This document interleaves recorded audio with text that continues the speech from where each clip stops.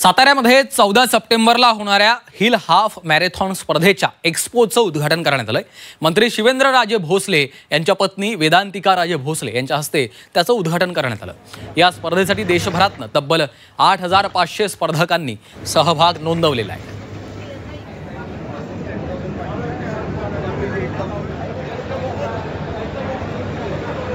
या स्पर्धेमध्ये 8500 स्पर्धक सहभागी होणार आहेत। 14 सप्टेंबरला हिल हाफ मॅरेथॉन ही स्पर्धा पार पडणार आहे।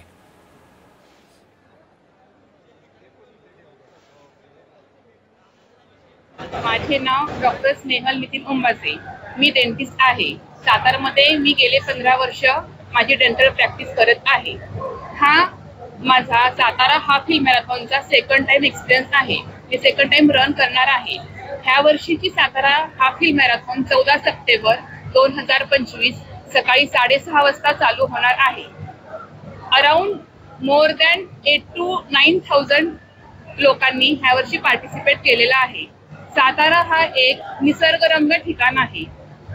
हिल आहे म्हणल्यानंतर थोडाफार प्रवास हा थोडासा खडतर राहणारच आहे, पण जर तुम्ही बऱ्यापैकी आठवड्यातून 3 ते 4 दिवस तुमचा जिम वर्कआउट असो, रनिंग असो, वॉकिंग असो, कुठल्याही प्रकारे दिवसातून अर्धा तास ते 40 मिनिट व्यायाम केला तर तुम्हाला ही मॅरेथॉन तुम्ही इझिली पार पाडू शकता।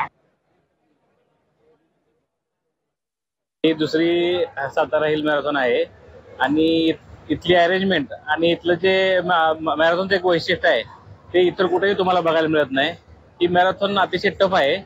21 किलोमीटरमध्ये साधारणतः पहिले 10.5 किलोमीटर एलिव्हेशन असल्यामुळं त्यात तुमचा पूर्ण कस लागतो आणि सुरुवातीलाच तुमच्या पायाचा वगैरे कस लागलेला असल्यामुळे येताना जरी उतार असला तरी सुद्धा ते पूर्ण करता धावपळ होते। आणि ह्याचं दुसरं वैशिष्ट्य म्हणजे इथली जी अरेंजमेंट आहे, रूट सपोर्ट आहे, तो सुरुवातीपासून तो फिनिश पॉईंटवर खूप चांगला असतो। तर इथलं एक्स्पोचं वातावरण बघितलं तर असं कुठेही बघायला मिळत नाही। पूर्ण महाराष्ट्रात आम्ही पडलेलो आहे, पण अशा प्रकारचं चांगलं नियोजन कुठेही नसतं। तसं त्यांचं ट्रेनिंगचा जो प्लॅन आहे यावर्षीचा पूर्ण यांचा ट्रेनिंग प्लॅन आम्ही फॉलो केला 16 आठवड्याचा। तर 16 आठवडे दर रविवारी हे लोक सपोर्ट करतात। लॉंग रन असतात ते आणि प्रॅक्टिस रन 16 झाल्यानंतर आपण त्या कॉम्पिटिशनला चांगल्या पद्धतीने उतरू शकतो। अशा पद्धतीचं उत्कृष्ट नियोजन इतर कुठेही ठिकाणी बघायला मिळत नाही।